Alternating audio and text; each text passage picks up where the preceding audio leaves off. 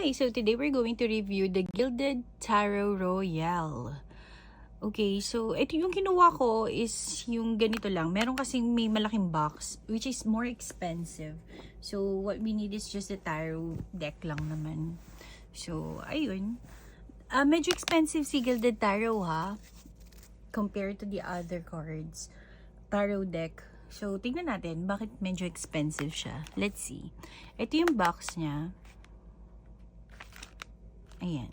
So, $23.99 siya, diba? Ayan. Barbara Moore. Barbara Moore. Yeah, siya rin ang gumawa ng Tarot of Wonderland. B Tarot, I think siya din. So, ito lang itsura ng box talaga niya. Simpleng-simple lang. Kasi, this is, mas mura compared dun sa malaking box. Kaya, ito yung kinuha ko. So, ito lang yung kanyang guidebook. May reverse meaning naman, in fairness. May reverse meaning siya. Pero parang papel lang talaga siya na in-stapler. Ayun. Black and white. Let's see. Okay.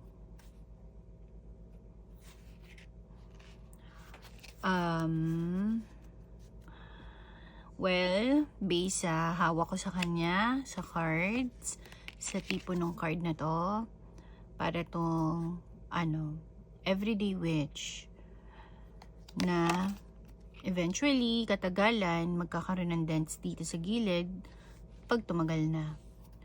So, yun yung, ko dito ha, ang, ko dito sa card na to, ganitong klaseng card. Glossy siya. Glossy siya na eventually this one, expect nyo na magpe-fade or mag-ano siya sa gilid. Magpuputi-puti yan kapag tumagal. No? Pwede ba natin mag-reverse reading? Let's see. Yes, pwede. Hindi siya halata pag naka-reverse. Quality of card, tama lang. Hindi ganun ka-extraordinary. Hindi rin siya ganun kakapal. Kaya pag ginawa ka mong ganyan, okay lang. Hindi siya malalaglag-laglag sa kamay mo. And, yung pagka-glossy niya, ito yung mga tipong masarap i-shuffle anyway. So, tingnan na natin ang itsura niya. Lalagay ko siya dito sa gilid. Then, let me know. Maglalagay ako ng music. So, if medyo mabilis, pwede nyong i-pause yung video. Okay? Okay, yan. Let's see, bakit medyo expensive to.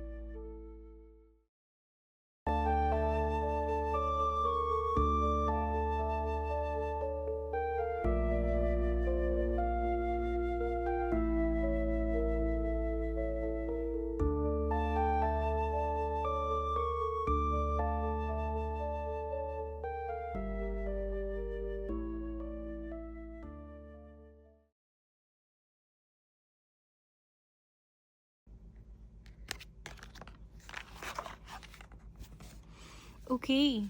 So, ang gaganda naman ng image niya. Ang colorful, no?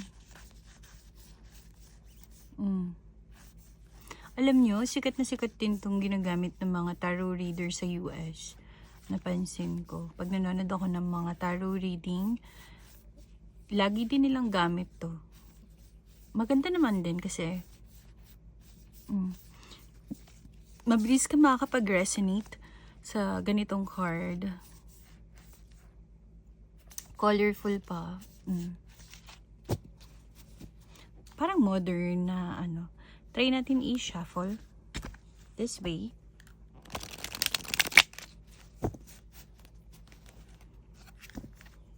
Okay naman siya. Hindi ko siya binibend na ganun ha, pero pwede. Kaya lang kasi nire-resell ko siya after ng review. Ayokong ma-damage yung card. May mga times kasi na na-damage ko yung card. Siyempre, hindi ko na siya mabibenta ng maayos. Ayan. Pero kayo, depende kung gusto nyong i-bend na ganun kapag sinashuffle nyo.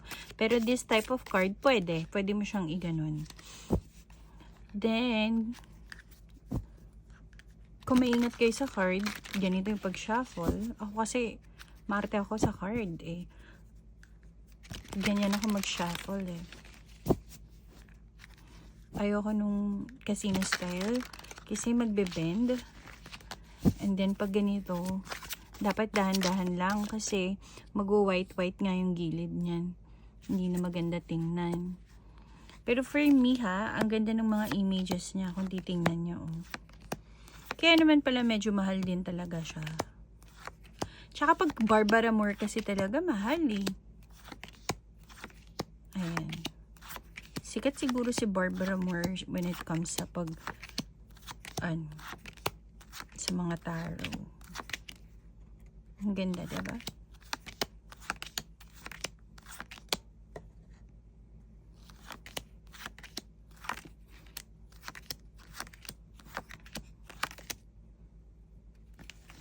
I love it.